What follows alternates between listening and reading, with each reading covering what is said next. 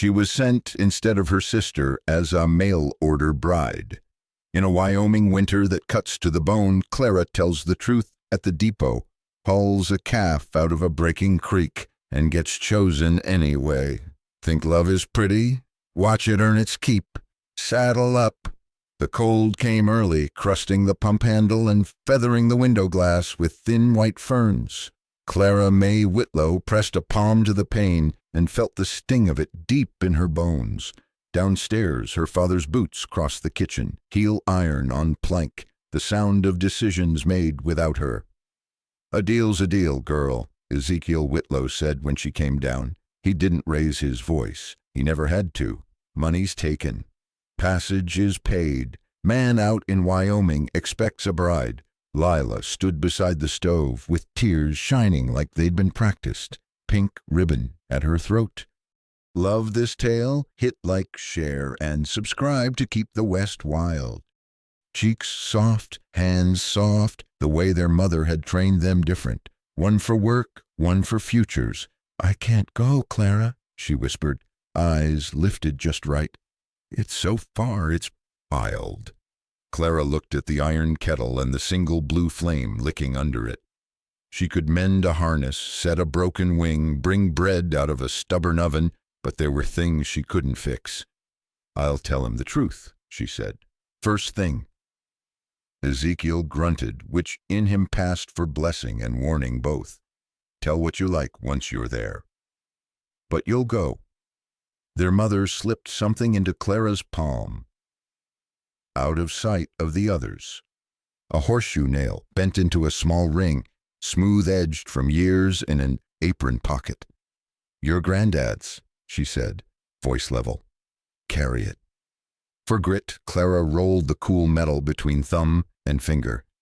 It wasn't pretty, not like Lila's ribbons, but it felt like a promise you could hold.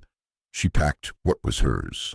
2 calico dresses, mended neat, wool stockings, a shawl that held the smell of lye soap and wood smoke, a worn Bible with a pressed prairie flower browned thin as paper. Lila came to the doorway once and looked at the trunk, then at Clara. "You don't have to be stubborn," she said softly. "You could say no." Clara tied the trunk strap and stood. Somebody already said it. Snow began while the team was being hitched at the depot, small flakes that didn't look like much until the wind took them and showed their teeth. Men stamped their boots, women kept chins tucked into collars. The stage stood ready, boards iced, lamps throwing a weak yellow on breath smoke and frost. Ezekiel put her trunk up with the driver and stepped back, face unreadable as a fence post. Lila reached for Clara, a quick brush of fingers, perfume faint under the smell of cold leather. "Write me," Lila said. "Tell me everything." "I'll write what's true," Clara said. Her mother's hands found her cheeks and held them, thumbs warm. "You are steady," she said. "Steady lasts." The driver called, "All!" Aboard Clara climbed, skirts gathered, boots careful on slick wood. She took the rear bench beside a traveling salesman who smelled of peppermint and ink. The door thumped shut. For a breath she could see them framed in frost. The father who traded in certainties, the mother who carried quiet, the sister built for parlors and light. Then the coach lurched and the pictures slid away like a lantern view. The road out of town ran between fields turned to slate under snow. Wheels found old ruts frozen iron hard. The coach swayed and groaned. Wind went through every seam and worried her shawl. She tucked the bent nail ring into the inside seam of her glove where she could feel its small circle press against the bone. She thought of Wyoming the way a person thinks of the other side of a river. In flood. There, but you don't know the footing.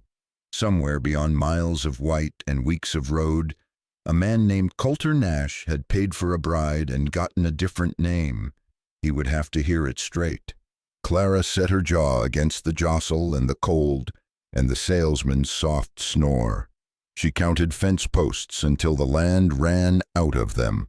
When the coach lamps were trimmed at the change station that night, She warmed her hands over a stingy fire, then climbed back into the dark box and let the wheels speak their steady language. "I'll tell him," she whispered to the black window and the snow that kept coming. First thing. By the time the stage rattled into Laramie, the world had thinned to white and iron. Snow blew flat across the street like sifted flour, then lifted in blades that stung the skin. The depot sign knocked and knocked against its chain. Men hunched, horses threw steam. "End of the line," the driver called, breath fogging his scarf. Clara stepped down careful, boots feeling for a hold on ice-slick plank. The cold found her teeth. She kept her trunk hand tight and her chin up. Somewhere in the blur of hats and scarves, a man straightened from a post and looked her way. Tall, shoulders made for work, black coat brushed clean, but the cuffs shiny with use. Snow crusted the brim of his hat and melted along a hard jaw. "Miss Whitlow?" he said. "Clara May," she answered, because there were two of them and only one had come. She took the words she'd carried all those miles and set them between them like a plain plate. "I came in my sister's place." Lila turned back. "I should have been honest before now, but I can be honest first with you. If you'll hear it, I'll tell the whole of it." Wind ran the length of the platform and shook the lanterns. He didn't flinch. His eyes were gray, the way creek ice is gray, depth under the skin. He studied her face, her work-reddened hands, the mended gloves, the way she stood square to him. "You told it plain," he said at last. "That counts for now." He reached past her to take the trunk. He did it easy, like the weight was nothing. The glove on his right hand was patched where a rope had burned through once. He tipped his hat toward the driver, then led her off the platform to a wagon snugged under a canvas. Two big bays stood in the traces with their tails blown to one side, patient as old soldiers. "Coulter Nash," he added, like it might matter later to hear it in his own voice. "Nash Creek's 10 miles, roads drifted. We better go." He helped her up, palm rough and steady around her forearm, then climbed to the bench and gathered the lines. The wagon creaked forward. Laramie slid by in slices of lamp and shadow. Amos Blackwell's store window taped crosswise against the cold, the saloon lamps jumping, Reverend Abel Hale's little church with a stovepipe that shook and settled. Faces watched from scarves and fur collars, then vanished in the white. Neither of them said much. The wheels found the packed ruts and stayed there. When they climbed out of a drift, the bays leaned and shoved, and Coulter talked to them in the low voice of a man who'd done this too many nights to raise it now. Snow hit her cheek sharp and melted into the scarf. She curled her fingers inside her glove until she felt the small round of the bent nail press her knuckle. A circle you could carry. She let it steady her breathing. "How old?" he asked after a time, not unkindly. 24. He nodded once. "Wyoming's long, and winter's longer." "I grew up where the wind throws its weight," she said. "I can take a season." "That's so." He clicked the team into a trot along a stretch of hardpack. "I don't talk much." "That's all right." She looked straight ahead where the road narrowed to a white throat. "I do when it helps, and hold when it doesn't." The miles unrolled. Fences came and went under snow, cottonwoods showing their black bones along a low draw.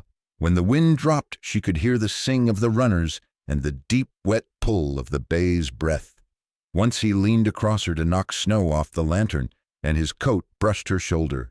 Cold wool, smoke, saddle soap. They topped a small rise, and the wind fell away like a door shutting. In the lee of a cottonwood belt, a house stood with its back to the north. 2 stories, porch roof braced, windows small and bright as coin. A barn hunkered tight behind a windbreak fence. Everything was built to shed weather and stand. "That's Nash Creek," he said. Pride didn't show in his voice, but it was there anyway, the way a straight fence shows the hand that set it. "We're a mile off the water. Drifts bad in January. Keep a path cut or you'll step off into your waste. He pulled the team up by the porch, set the brake, and jumped down. He was at her side before she could test the step. A hand up and a word she didn't catch, gentle as an oath. The snow squeaked under their boots. He shouldered the trunk and shouldered the door with the same efficient care. Warmth hit her chest like a hand. The front room smelled of iron stove and pine scrub and something faintly sweet that might have been last week's coffee. Chairs plain and sound, a braided rug faded to river colors, a Bible on a shelf between a tin of matches and an old tin star tucked flat like it didn't want to be seen. No frill to catch dust. No nonsense. Kitchen's through, he said, nodding to the back. Guest room at the top of the stairs. You can have that till... We sort what's to sort. Thank you, she said. Her voice felt big in the quiet, so she lowered it. For the ride. For the heat, he set the trunk by the stairs. Supper's stew.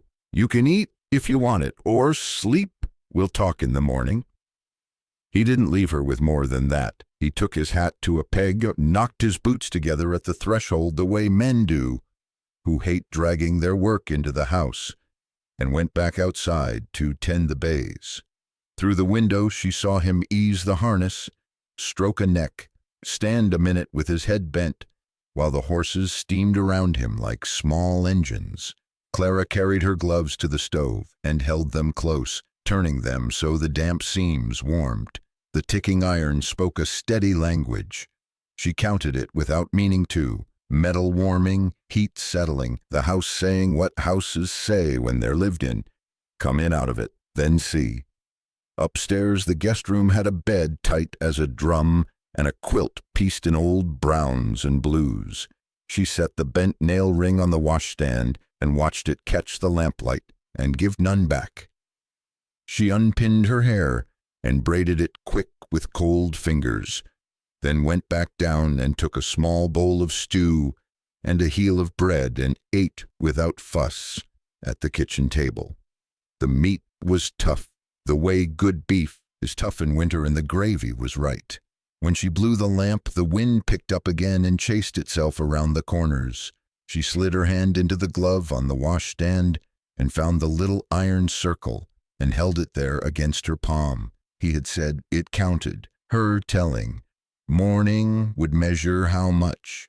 She lay on the hard bed under the weight of a quilt that felt like an arm and listened to the stove tick and the house breathe, and a man's boots cross the porch once, then stop. Dawn came, blue and brittle. The stove had gone to coals in the night, so Clara split kindling on the porch step, the axe kissing wood with a clean, small sound. Her breath hung in front of her. She fed the fire slow and sure, paper, slivers, a stub of pitch pine until the iron woke and ticked. Coffee went on. She set a sponge for bread, worked flour and warm water with a pinch of sugar till it pulled and sighed. Salt pork hit the skillet and spoke grease to hot iron. She greased the baking pan with sheep tallow and rubbed what was left into the splits at her knuckles. The lanolin stung, then eased. The kitchen came right under her hands. She shifted the table to catch the small wash of winter light. She moved the crock of beans away from the draft and set the salt up high where steam wouldn't clump it. The place had a man's order, straight, spare, but it could stand a woman's way of keeping. Coulter stepped in as the first biscuits took color. He stamped snow off his boots and hung his hat by the door, careful as ever not to carry the yard inside. He smelled of horse and rope and clean sweat, and the cold came with him like a dog and lay down by the threshold. Morning, he said. Sit, she answered. It's ready. He did, long legs folded under the table, hands washed and quiet.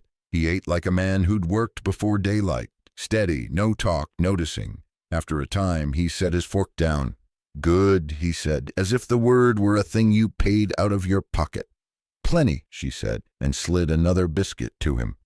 A knock came and a gust of white. Widow Aggie Boone pushed in with the weather on her shawl. Her eyes were clear as a hawk's, and her mouth knew its mind. She wore a man's coat over a skirt and boots that had seen 30 winters take their bite and fail. "Heard you brought home honesty," Aggie said, looking from Clara to Coulter and back. "Figured I'd see for myself." Clara poured coffee. Aggie wrapped her hands around the cup and blew across it. "You set your kitchen like you mean to stay," she said, taking in the ordered shelves, the cloth hung to dry, the dough bowl turned proper. Pretty burns out. Grit sticks. Clara felt the heat rise in her face and wasn't sure if it came from the stove or the words. "I can work," she said. "A body can see that," Aggie nodded. She leaned on one hip, eyes crinkling. "Town will wag. Let it. Wind wags, too. Fence still stands if you set posts deep. Hoofbeats cut the talk." Will Boyd shouldered through the door with a grin and a hat full of snow, 20 maybe, sandy hair that wouldn't mind him. He took a breath of the room like it fed him. "Mornin', Mr. Nash. Miss." He stopped on Clara, surprised by something only he had seen. "Clara, north fence is down along the aspen draw. Looked like a bunch of deer played soldier last night." Coulter stood, his chair scraping once. "We'll tack it up before noon." Will's eyes slid back to the table. "Smells like angels learned to fry," he said, and then blinked like he'd said it out loud by mistake. Clara cut a biscuit and handed it over. "Eat while it's hot," she said. He bit, eyes closing in something near prayer. "Ma'am," he said when he got breath back, "that's a good way to start a day."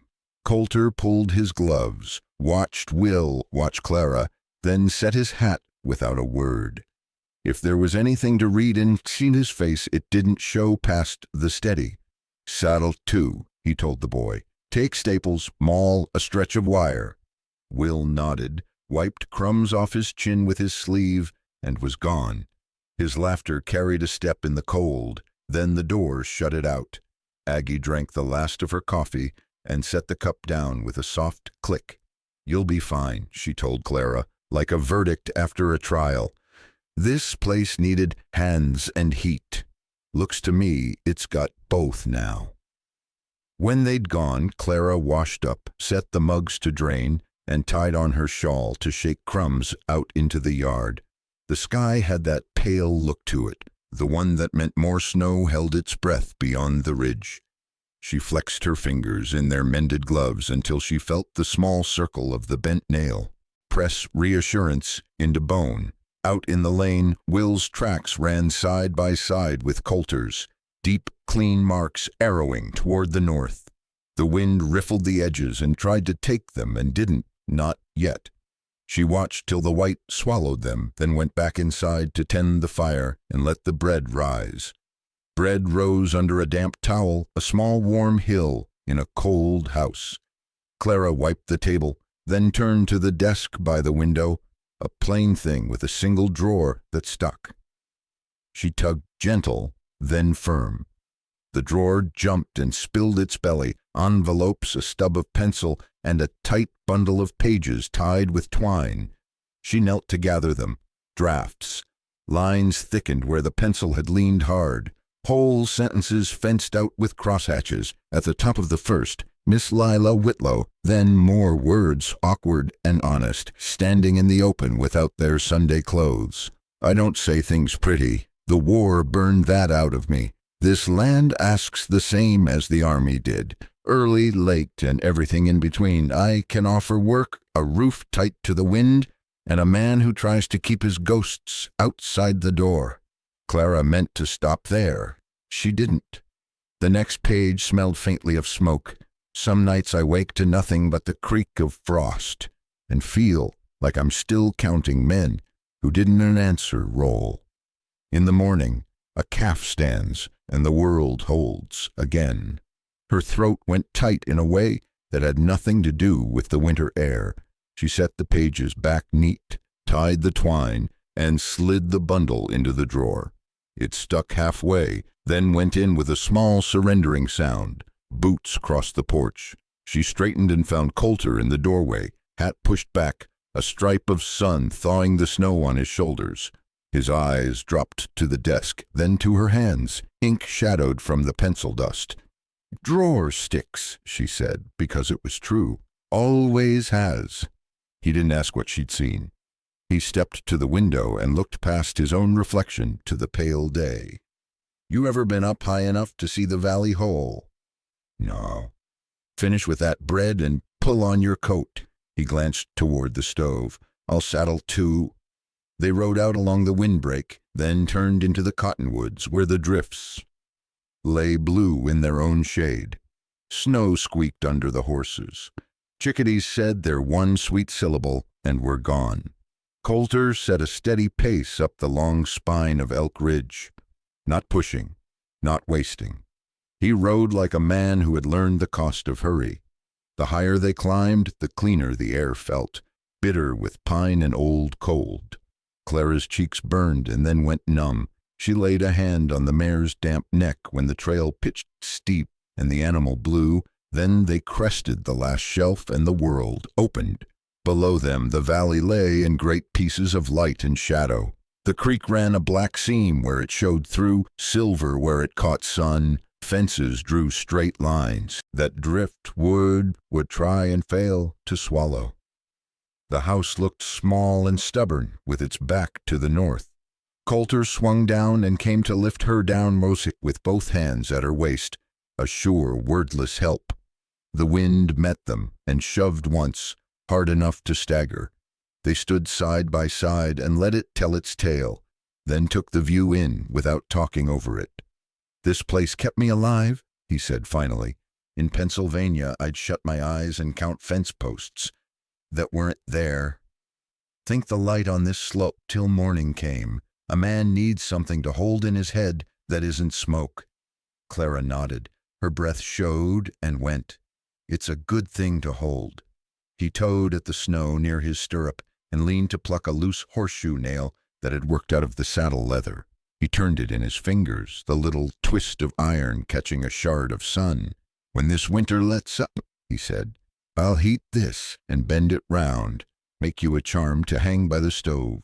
Not much, just something shaped by a steady hand." She felt the small ring in her glove press back, as if answering. "I'll keep it where it won't get lost." They were quiet again.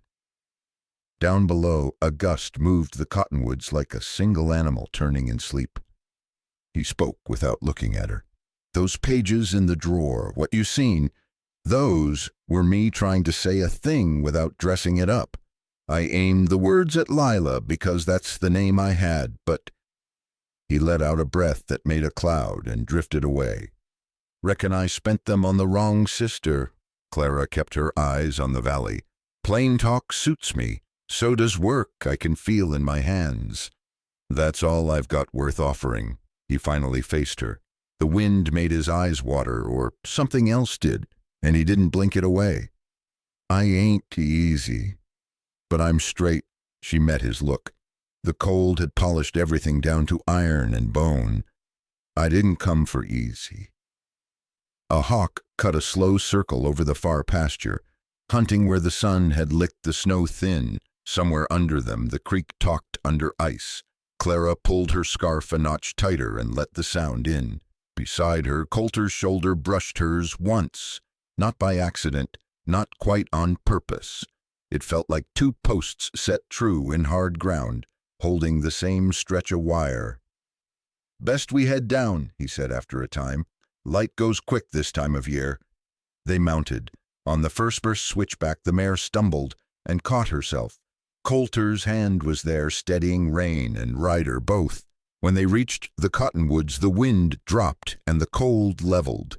Smoke lifted straight from the chimney and wrote a thin line on the pale sky. In the kitchen, the bread had risen perfect and domed. Clara slashed the top with her sharpest knife, slid the loaf into heat, and shut the door on it. Coulter stood with his back to the stove, palms to the iron, and watched her move as if a man could learn the Language of a house by paying attention. "Thank you," he said, and she knew he meant Elk Ridge and more than Elk Ridge. "You're welcome," she said, and meant the same. The storm didn't come in, it fell. One minute the world was a pale bowl, the next it was a wall. Wind hit the house broadside and made the stovepipe hum. Snow found every seam, every knot, every place two boards met and shook hands. Will burst through the mudroom with the weather on his coat. "Strays jumped the south lot," he said, hair salted white, "and there's ballin' down by the creek." Sounds small Coulter was moving before the last word left the boy's mouth. Slicker, coil of rope, axe. He looked at Clara, no speech, just a question set plain in his eyes. "I'm coming," she said, and reached for her scarf. They pushed into it shoulder first, heads down. Snow stung like grit. The barns hulched out of the white, then the corrals, then open ground, where wind had scoured the drifts, down to ice.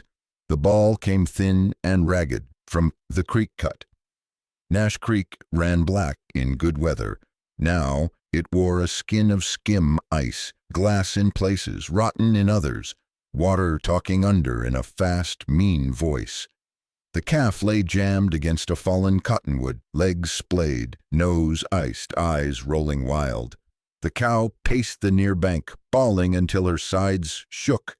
Skim ice spidered between calf and log, the kind that looks like a saved thing and isn't. Coulter tied a quick chest bowline and checked the bite with one hard pull. "Will, you anchor on that willow. Dig in your heels. If I say give, you give. If I say hold, you bear down. Yes, sir." "To me," Clara said, already down on her belly, testing the ice with the axe pole, listening to the crack like a man listens to a fuse. Cold punched through coat and skirt dripped and into bone. Her breath went to knives in her chest. Coulter's hand closed on her boot. "You don't—" "We do it together," she said, voice gone small in the wind. "Or we don't do it at all." He looked at her a beat that felt like two, then nodded once, the way a man nods to a fact he doesn't like but will not argue. "Keep your weight low. Don't crawl past me." They slid out flat. The ice sang high and ugly under the spread of their bodies. Clara felt the creek's pull even through the glass, hunger under skin.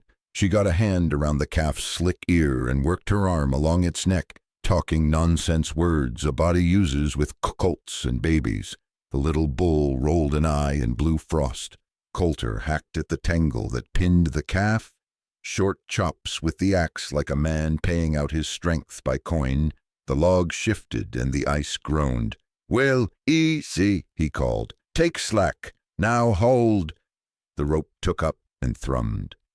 The log moved the last inch, and the calf came loose with a wet suck, just as the ice under Coulter webbed and let go. He dropped, the rope drawing hard across his chest, water taking him to the armpits in one cold bite that stole sound from his mouth. "Hold!" Clara shouted, and Will did, boots skidding, hands locked. Clara went for Coulter's collar and got instead a handful of slick coat. He went under once, came up choking, eyes gone wide and flat like a man who'd seen too much of another river. "Breathe," she said. "You hear me? Breathe." He did, because she'd asked, and because the rope had him. Together they slid backwards, inch by inch, the ice cracking, and then holding, cracking, and then holding, until they reached the torn bank grass, and the good earth grabbed them. Will hauled the three of them the last foot like he meant to pull the whole creek out too. They got the calf up the cut, in a clumsy heap of legs and rope and will. Back at the barn, the wind tried to shoulder through the door with them. The little bull went down hard on the straw and stayed there shaking. Clara stripped her gloves with her teeth and went to work the way she'd watched her mother work. Burlap rub fierce, ears first, then legs, then brisket. Will heated molasses and water to blood warm.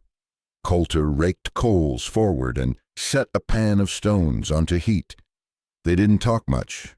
They didn't have to. Breath steamed off all three of them and hung like ghosts. "Door," Coulter said suddenly, frowning toward the west dish stall. A low whine threaded the barn, steady and mean. Cold lay along the floor, like a river.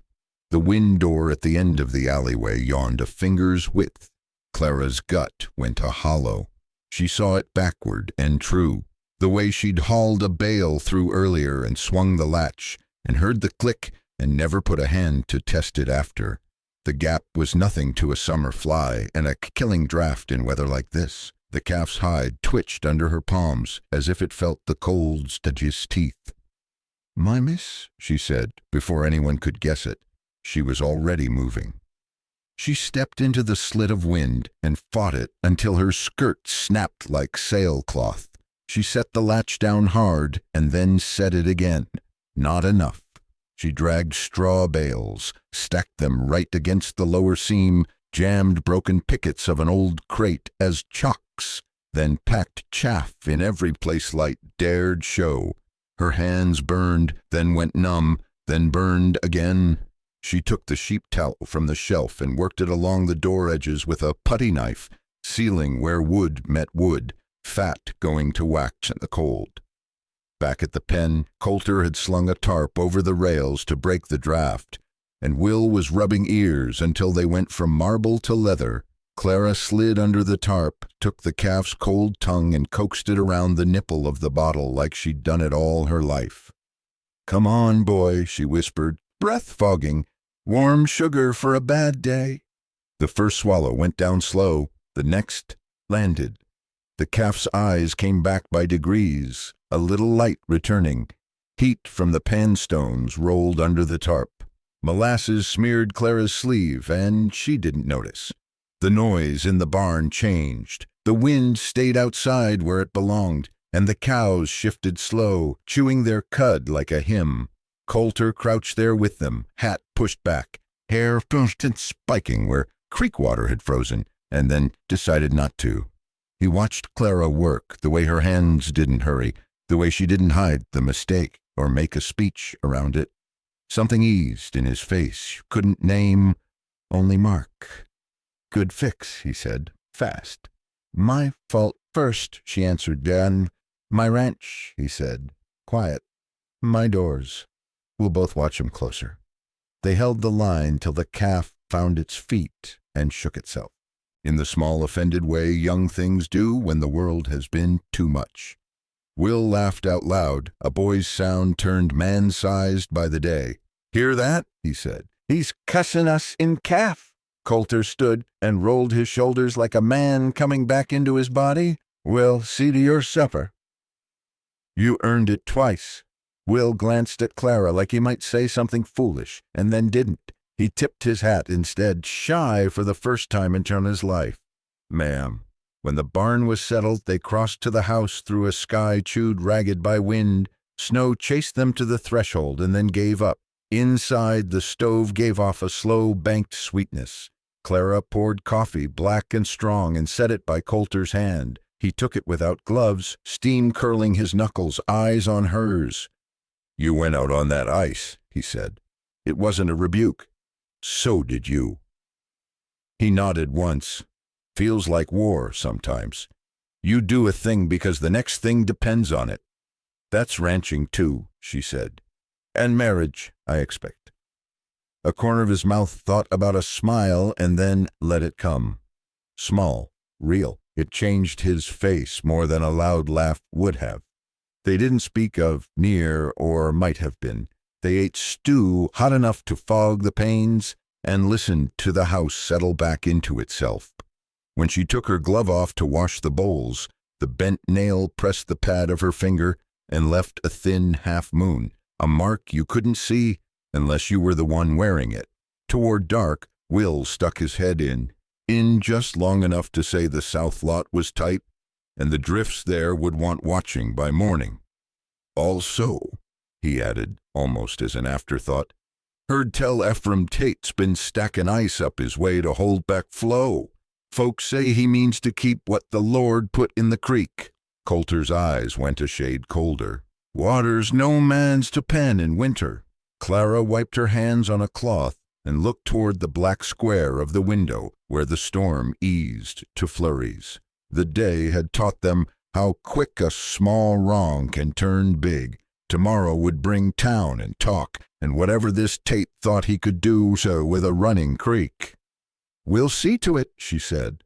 "We will," Coulter answered, and the two words landed like posts set deep while the wind still looked for ways in. Sun came thin the next morning, like it cost. The storm had scoured the world clean and left the air brittle. Clara wrapped bread in a towel, filled a small sack with eggs and the jar of last summer's chokecherry, and tied her scarf tight. Coulter hitched the team. Will rode fence along the south lot with a mouthful of biscuit and good cheer he didn't try to hide. Laramie sat hunched against the cold, stovepipes making smudges on a sky the color of tin. The wagon wheels ticked on hard ruts. They drew up in front of Amos Blackwell's and stepped into heat and talk. The store smelled of lamp oil, coffee, leather, sacks of flour stacked like white stone. A pan of nails winked dull in a shaft of window light. Women in shawls weighed sugar with the care of people who'd had to make do more than once. Men stamped slush from their heels and traded weather like news. Amos himself nodded from behind the counter, mustache rhymed with frost, eyes quick and fair. "Morning, Nash, Mrs." He paused, went neutral. "Miss Witt." "Mrs. will do," Coulter said before Clara could open her mouth. He set the list on the counter. Flour, coffee, beans, salt, kerosene, a length of traced chain, if you've got cocoa. Put in a little Amos. Eyebrows went up a hair. He wrote without comment. Near the stove a clutch of voices shifted, not quite whispering, "That the standing gal came in on the blizzard? Man paid for a different what? Shame, really." Words had edges men didn't own. Clara kept her eyes on the bins and scoops. She breathed steady and counted sacks under her breath, the way she counted fence posts. 2, 4, 6. The old shame tried to put its hands on her. She stepped left out of its reach. A woman she half knew from church, Mrs. Cutter, thin and sharp, with a mouth like a seam pulled too tight, edged closer, fingertips grazing the blue calico bolt on the shelf. "Hard country for a young wife," she said, not looking at Clara. "Harder when a man expected other arrangements." Clara set the jar of chokecherry preserves on the counter so it wouldn't slip. "Hard country either way," she said. Mrs. Cutter turned at last and let her eyes travel up and down Clara like she was pricing cloth. "Pretty can help a man forget the hard," she said, smile small and sorry. Coulter's glove folded around the counter edge. He didn't raise his voice. He didn't have to. "A man forgets the hard. He loses cattle," he said. "I don't buy pretty to mend fence. I don't marry it either." Silence made its own heat. Amos looked like the air had just sweetened. Coulter turned so his back took in the room, not just the one woman. "I'll say it once for the people in earshot," he went on, the old command in him standing at attention. "I chose Clara. If anyone aims to speak different, they can step outside and say it to my face proper. Otherwise, they can see to their sugar and let me see to my beans." Wind worried the door and let it go. Boots creaked. No one moved. Mrs. Cutter's smile lost its seam and fell off. She found interest in a display of needles and stayed there. Amos's pencil scratched. "Coco's dear," he said into the calm, "but I reckon a man gets to sweeten a week when he's a mind to." Clara didn't look at Coulter. She studied the curl of steam from the coffee grinder and willed her throat to stay even. The bent nail in her glove warmed against her skin like a coal. A boy in the brown coat of the post pushed in, shook snow off, and sorted letters with red fingers. "Nash," he called, "you got a notice from Sheriff Rudd." And Tate sent to tell folks up creek he's holding ice. Coulter took the folded sheet, frowned as he read. Tate's staking a brush dam at his bend, he told Clara. Wants to keep the ice thick for cutting. He means to choke the flow to do it. Can he? She asked. In summer, we'd call a meet and take the measure of it. In winter, we use cents. He looked to Amos. You heard same? Amos blew on his hands. Ephraim always did figure a river's a thing you can pocket if you nail it down enough. Sheriff says talk first. Folks are thin on temper. Just now Clara pictured the calf's blue tongue and the way the bottle's first warm swallow found life. New calves need water you can heat, she said, mostly to herself. A trickle's enough if it moves. A held creek gives you nothing but ice. True. Coulter's jaw worked once. We'll call at Tate's on the way back. They paid, hauled the sacks to the wagon.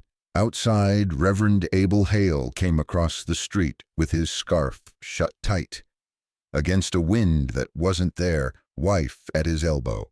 He smiled a thin, earnest smile. Brother Nash? Mrs. Nash. He tried the name and seemed pleased he'd got it right. Lord keep you. And you, Coulter said. Mrs. Hale's eyes were kinder than most. We've extra candles if you need them, she said, then spoiled it with, It's a blessing when a husband has something pretty to come home to on nights like these. Coulter looked like a man who'd just reconsidered a fence line. He needs someone who'll bank the stove and try and keep the pipes from freezing, he said. Pretty won't stand between a calf and a hard wind. The minister's wife flushed and made a small sound and stenched her throat. Reverend Hale cleared his, tipped his hat, and led her away into the drifting talk. They climbed up, mittens on the lines, the wagon shifting its weight as they rolled. Clara let her shoulders fall where she had held them up around her ears. You didn't have to, she said. I did, he answered. He didn't add more. The team's ears pricked at the open road, and the bells on their hames tapped quiet time. They took the long way home, the track that ran along the cottonwoods, and stopped where Tate's Bend began its slow turn. Brush had been driven into the ice and wired together, a dark rib cage laid crosswise to the flow. Men's tracks stitched the snow. Someone had left a shovel leaned against a willow. Blade rhymed white. Coulter spat once, not in contempt, but in thought. He stepped down and kicked at the edge, where black water showed its teeth. The current spoke a fast, muffled language under the skin. Takes a man half a day to make a wrong this size, he said, and 2 weeks of neighbors to undo it. Clara climbed down too. The cold bit through the wagon step and up into her arches. She watched the water lift against the brush and stall. If he'll open by measure, we can warm what we need, she said. If he won't, calves die. Then everyone's poorer in spring. Coulter studied her, not surprised. Sheriff wants it talked before it's torn, he said. You willing to speak it plain? I am, she said. I'll carry cornbread and the truth. One of 'em will go down easier. He looked at the dam, then at her, and something like relief cut through the iron of his face. We'll go up tomorrow. I'll stand behind you and keep my mouth shut till it's time to use it. She smiled into her scarf where he couldn't see. That'll be a first. Close to, he allowed. By the time they reached Nash Creek again, the light had gone yellow and thin. Will had a lantern hung in the south lot and was singing off-key to make the calves think the world had somebody cheerful in it. The stove took the fire and the room came right. Clara shook the cocoa into a pan of milk and watched it turn the color of bark and then night. She ladled a mug for Coulter and one for herself and set the last of the chokecherry between them. To tomorrow, she said. To talk first, he answered, and lifted the mug. He watched her over the rim while steam blurred the corners of the room. His eyes were less like creek ice tonight, and more like the water under it, Moving dark, sure.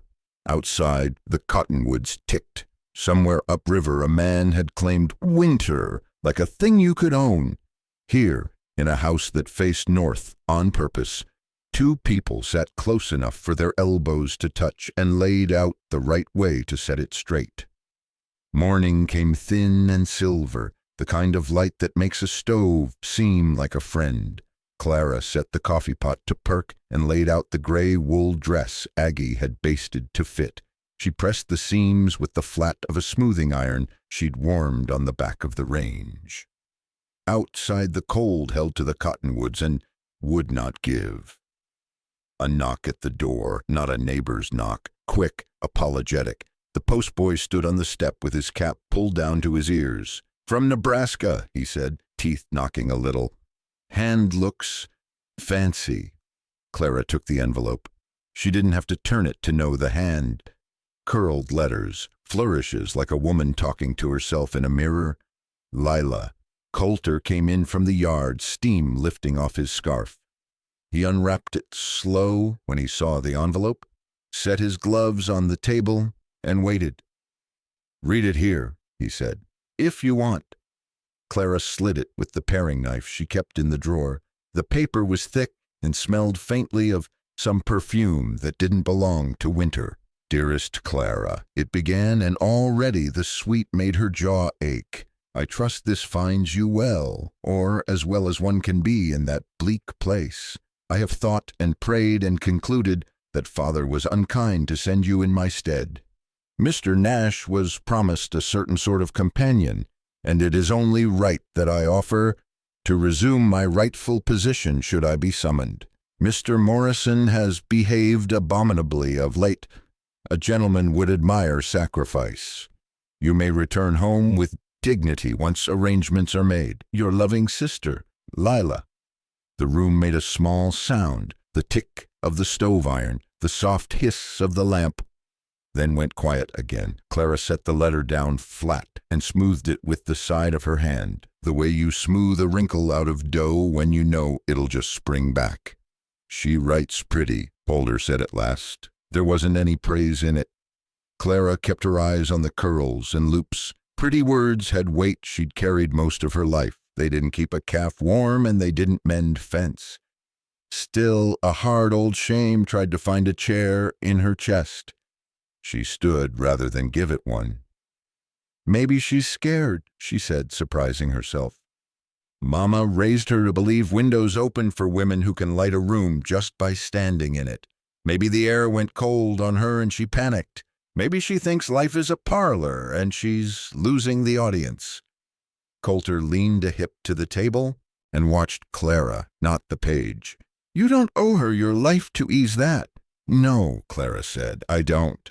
She folded the letter once, then again, neat as a ledger. "After the vows, we burn this, not out of spite, to make heat out of something that's been cold too long." Coulter's jaw eased, the lines at the corners of his eyes going softer. "We'll do that." A rap at the door carried gravel and authority. "You decent?" Aggie Boone pushed in before either of them could answer, hair tucked up under a knit capma that had more darns than yarn. She held a small tin in one gloved hand. "Brought you a thing. And if anyone's got nonsense to say on a day like this, I'll address it with my boot." Clara couldn't help the smile that rose. "You'll need both boots for that job in this town." Aggie set the tin down, opened it, and lifted out a silver comb with seed pearls like a line of winter berries. It was small and fine, but there was nothing fussy in it. It looked like it had outlasted years without losing its shine. "My mama wore it when she put on her vow. She scrubbed floors with that same comb in her hair the next morning. That's the kind of pretty I trust, one that stands up to lie and January." "I can't," Clara began. "You can, and you will." Aggie's hands were not gentle when they needed not be. She set Clara on the chair, loosened the day braid, and wound the hair up clean and tight, the comb anchored solid above the nape. "Look at me," she said, and knelt to catch Clara's eyes. You ain't borrowed. You're not wearing anyone's place. You fit what you stand in because you stand true. Understand?"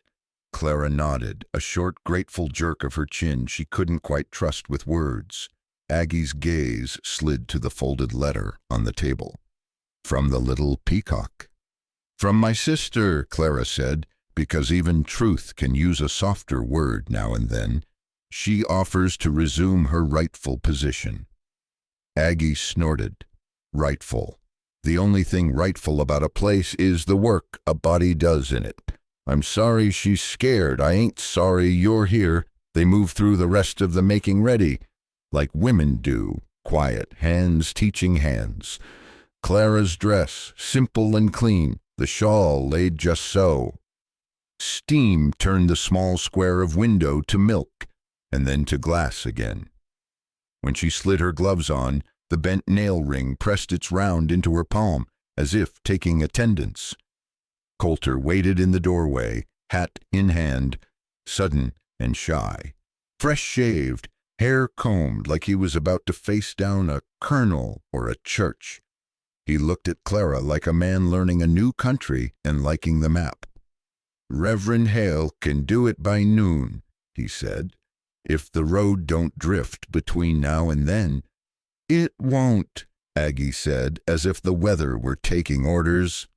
Clara tucked the letter into her pocket, then took it back out and set it on the stove's back, where the iron held a slow heat.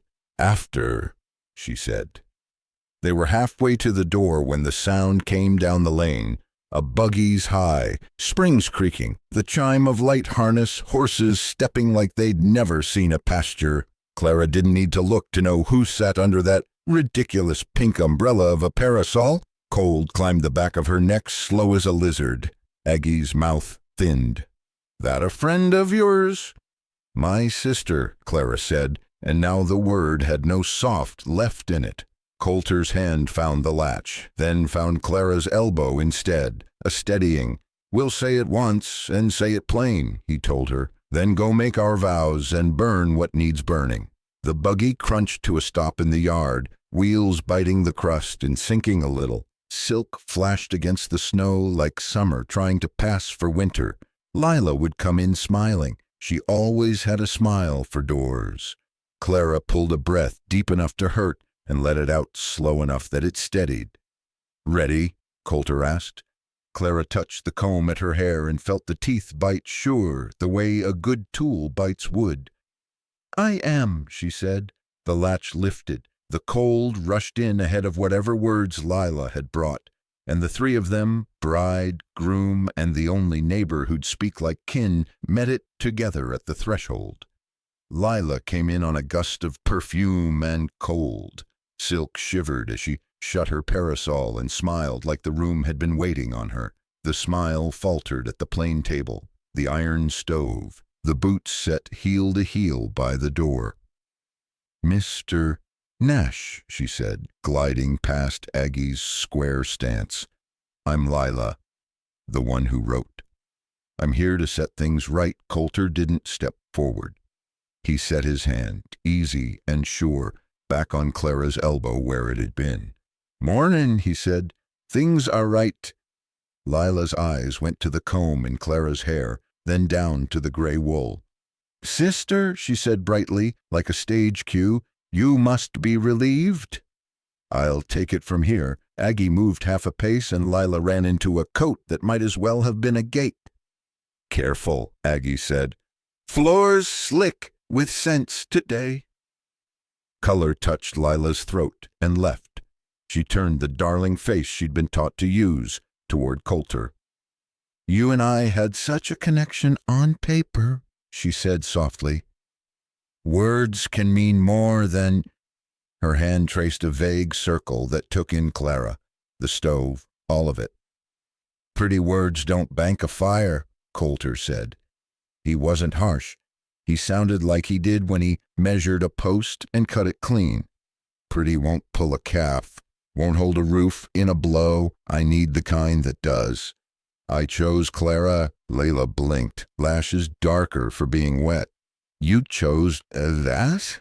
The last word tried to be pity and landed crooked. "That's my wife you're pointing at," Coulter said. The quiet in his voice set the air. "In an hour, with Reverend Hale standing by it. You're welcome to witness, same as any neighbor. Then you'll ride back to town. We'll send a note to Nebraska that says what's true." Lila's mouth trembled. For a breath, the mask slipped, and the girl under it looked out, scared, stubborn, taught by rooms with mirrors and men with favors. "I can't go back to nothing," she whispered. Clara stepped once and let the stove heat her back and her voice. "Then don't go back to nothing," she said. "Go back to work. It's the only thing I know that turns into something you can keep." For a heartbeat, Lila looked like she might understand. Then pride came down like a veil. She lifted her parasol, though there was no sun, and smiled the way she'd practiced. "Well," she said lightly, "do as you please." She turned, then paused, nails biting the silk of her glove. "If you change your mind—" "We won't," Clara said. The buggy wheels cracked crust and retreated up the lane. The cold it left behind was the honest kind. Aggie blew out a long breath. "Church," she said, "before the weather rethinks itself." They drove slow so the team wouldn't sweat out under their collars. Reverend Hale's chapel sat narrow and serious, stovepipe ticking like a metronome. Frost ferned the windows. Aggie and Will Boyd stood in as witnesses. Will had washed his neck raw and looked at the floor so he wouldn't look at Clara too long. The vows were the kind you could live inside. Reverend Hale's hands shook, not from age but from the cold, and he smiled when he said husband and wife, as if the words warmed his mouth. Coulter's voice was steady. Clara's carried like a small bell. When it came time for rings, there was one, plain gold, bought dear, slipped sure. The other hand held a circle the gold couldn't outshine, a small bent horseshoe nail, cold against her palm, warm by the time she let go of it. Outside, the light was short and blue. They went back to the house the same way you return to work after church, quiet, grateful, ready. Inside, Aggie went out bread and a wedge of cheese and poured coffee like it was wine. Will touched the brim of his hat and said, "Congratulations, ma'am," and meant it so clean it didn't hurt. He left with a grin that fit his face better than the ache he'd carried in it. Coulter nodded at the back of the stove. The Nebraska letter lay there where the iron had warmed it through. Clara lifted it with 2 fingers. The paper had gone soft around the edges. She fed one corner to the flame. Ink turned to snakes, then to smoke, then to nothing anybody could read. They watched until the last curl went red and fell. "No spite," Clara said. "No ghosts," Coulter answered, "and Damien-Kurt." They stood without touching until the room said it was time, and then they touched. Hands, foreheads, the small, honest places where a day's work lives. Outside the window, a magpie hopped black and white across the crusted yard like punctuation. Tomorrow," Clara said, "we go to Tate." Tomorrow," Coulter said. He leaned to the window, watching the creek line where cottonwoods blackened the snow. "Sheriff's note said he means to stack more brush tonight." Aggie tugged on her gloves. "Then I'll sit by Tate's dam with a lantern if I have to." A fool idea grows in the dark. Clara tied back her hair with a strip of blue calico Amos had cut down cheap. The silver comb held, the house held, the day held. She set the bent nail charm on a hook by the stove, where the light found it and made a small halo on the wall. "We keep choosing," she said. "Every day," Coulter answered. The stove ticked agreement. Wind nuzzled at the eaves and found no way in. Somewhere upriver, brush creaked under a weight it wasn't meant to carry. Tomorrow would be talk, and maybe the kind of work that follows when talk fails. Tonight was bread and coffee cooling, and 2 people under one roof with the weather all over them and no part of it inside. They started before the light had the nerve to show itself. Clara wrapped a pan of cornbread in a towel and slid it into the wagon box with a jar of chokecherry. Coulter laid a short-handled axe, a coil of wire, and 2 wedges by the seat, like a man bringing words and the tools to make them stick. Will rode ahead on the bay, scarf high, eyes bright the way a young man's are when there's work that might turn into something. Tate's Bend sat tight under cottonwoods that rattled like old bones. The creek wore a thick glass the color of pewter, and where Ephraim Tate had driven brush, it rose dull and stubborn, a ribcage wired shut across the current. The ice hummed its low winter note. Smoke lifted from Tate's chimney in a straight blue rope.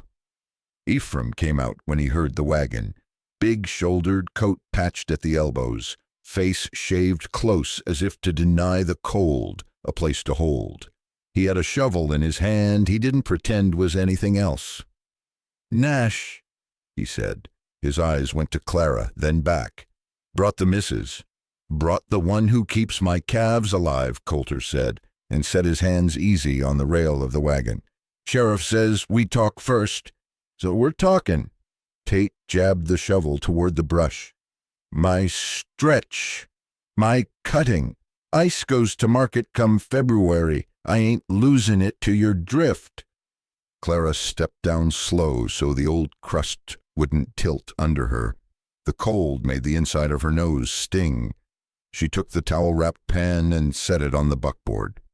"Cornbread," she said. "Baked this morning."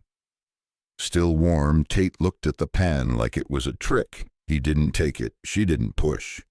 "The way this is built," Clara went on, nodding to the wired brush, the notches he'd hacked, "you're backing water up on the flat and starving the throat. That gives you good ice for your saw. It gives me nothing in a pail. New calves need warm water. A trickle will do if it moves." He stared at her, not yet hostile, just measuring. "You're saying my winter's worth less than yours." "I'm saying we both get some, and neither of us loses all," she said. "Share ours. Dawn, noon, dusk, we cut a gate in your brush, a notch you can drop back when it's had its say. We'll help you set it so one woman can pull it, if a man ain't there." Will had swung down and stood by his horse with his gloves clenched in the same fist as the reins. "I can build that kind of gate, Mr. Tate," he said, respectful as church. "Hinged like a book, pinned with a leg. I done worse in wind." Tate spat once, thought about it freezing to his mustache, and changed his mind. "Why should I trust Nash hands on my rig?" "Because I'm offering more than hands," Coulter said, quiet. "I'll send Will and 2 strings of wire up to your north fence this afternoon. That line's sagging to coyote. We'll stretch it tight and shave the tops flush so it don't catch drift. You'll have your ice and a fence that won't shame you come thaw." "Trade?" Tate's eyes narrowed. "And if I say nay—" Clara didn't put heat in it. She let the truth ride out quiet. "Then you say no to every man above you on this creek and every calf that hits cold this week. Folks remember a no that cost some stock wind, fussed the cottonwoods and let them be." The brush dam creaked where the ice lifted and set. Tate looked at the cornbread again, then put the shovel down and took the pan. He set it on the tail of his sleigh and peeled back the towel like a man who doesn't want to like something and does anyway. Steam lifted. He pinched a corner, blew, chewed, stared at the snow while he did it. "Sheriff Rudd said talk," he muttered. "Said my idea had hard corners." He glanced at Clara, then at Coulter. "You keep your word?" "I don't know another way to hold a place," Coulter said. Tate lifted his chin toward the creek. "Gate goes here." He thumped his boot at a spot where the current pushed and showed its back. "You cut it, you hang it, you show my boy how to lift it on the hours you said." "Dawn, noon, dusk," Clara repeated. "I'll write the hours on a paper and tack it to your kitchen door if you like." Tate snorted a laugh that surprised both of them. "You reckon I can't tell a clock?" "I reckon winter hours slip," she said. "Paper keeps 'em from doing it too far." He considered that and let it pass as not an insult. "Noon," he said. "First lift at noon, then we'll see." Will was already shouldering out of his coat, eyes on the brush, like it was a problem that wanted solving. "I'll set hinges above the low water line," he said, "so it don't freeze into its own bed." Coulter looked at Tate's boy, long-armed, hat too big, trying not to show he was glad for company. "You got a brace and bit?" "Yes, sir," the boy said, and his yes was clean. They worked without much talk. Will cut 2 uprights from frozen willow and set them like bookends. Coulter bored clean holes and drove the hinge pins. Tate held the wire steady with mitts while the gate's frame took shape, and he did it like a man making peace with his own ideas' rough edges. Clara kept a hand on the tools that tried to slide toward the hole and poured coffee from a small tin for the men who didn't know they needed it till they had it. When they tested the gate, it swung. The creek shouldered through in a thin brown sheet, and then took heart. Sound changed under the ice, from a muffled gnaw to a talk. Steam rose from their mouths and made quick ghosts that didn't stick. "Dawn, noon, dusk," Clara said again. "I'll be here for the noon lift tomorrow and the dawn after. We'll trade watches after that so your boy can sleep when he needs to." Tate looked at her like he was trying to place the kind of person who agreed to stand in the dark next to a cold hole for somebody else's cows. "You don't scare easy, do you?" "Scared plenty," Clara said. "Just not enough to be foolish." Will wiped his hands and stepped over, hat in both fists like he was fixing to talk to a judge. "Mr. Tate, I'll take tonight's watch at the gate," he said. "If it ices, I'll chip it loose. If it drifts, I'll keep it clear. You got my word." He glanced at Clara and didn't look away from Tate to do it. "Miss." Nash got other work. Something easy and right settled around the 3 of them then. Tate shifted his shovel to his other hand. "All right," he said. "You do that. I'll bring a lantern down at dusk." He nodded toward the fence line that ran out of sight along the white. "I'll be looking for that wire." "You'll hear Staples sing," Coulter said. They shook on it, gloves, thumping gloves, not friends, neighbors. It's a different kind of promise, and it holds better.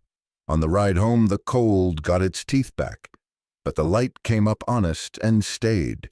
Will peeled off at the north corner with a whoop and a wave, bound for the wire shed like a man going to a dance. Coulter drove one-handed, then so he could put the other over Clara's mitten for a mile and not make it a speech. "That was good talk," he said finally, "and straight, not sharp." "Your quiet helped," she said. "Some men throw words like nails and bend half of 'em." He made a small sound that might have been a laugh. "I've bent my share."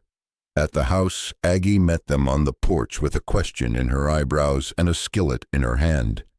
Clara told her in the short way, and watched Aggie's shoulders settle. "That's neighborin'," Aggie said.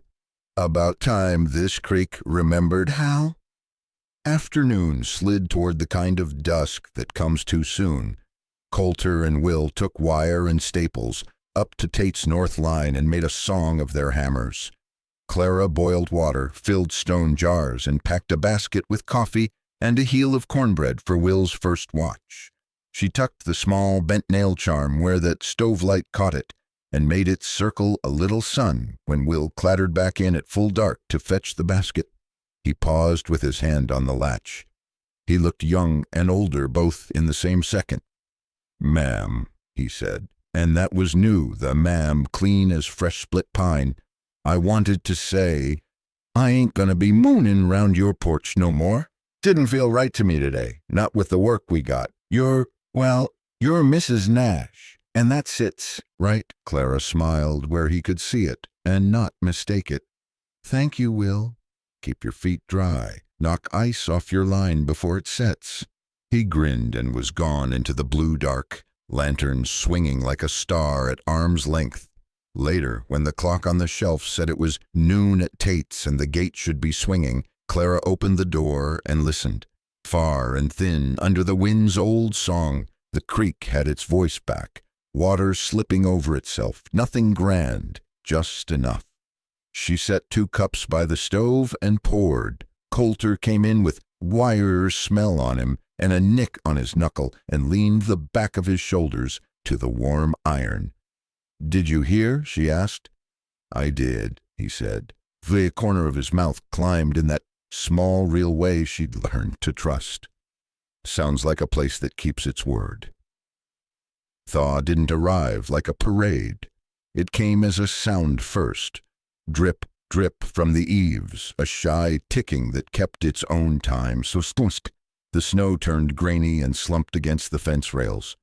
In the south lot, calves that had worn winter like a heavy coat stood broader in the chest and tried their legs in short, proud kicks. Clara carried warm water in a dented bucket and felt the handle bite her palm through the glove. The air had a new smell to it, wet wood, old hay, a thread of sage that winter couldn't choke. She banked the stove, skimmed yesterday's fat, and set a pot to boil while the light spread itself thin and silver across the table. Aggie Boone came up the path with her shawl open for the first time in weeks. "Mud," she said, delighted, scraping her boots on the step. "Best mess God gave us." Clara poured coffee. "Tate's gate lifted at dawn," she said. "I heard the water run before the rooster remembered his line." She set a plate of heel bread and last summer's choke cherry between them. His boy waved his lantern on time. Aggie smiled into her cup. "Water keeps a valley honest." She looked toward the lot where Will was showing 3 calves, the idea of a bottle without making a religion of it. "That one's settled nice," she said, chin flicking at the boy. "Got the moon out of his eyes." "Keeps the light," Clara nodded. "He took 3 midnights at the dam and never bragged. Called it just sittin' with a creek." Later, Will trotted up to the porch with mud up his boots and spring in his shoulders.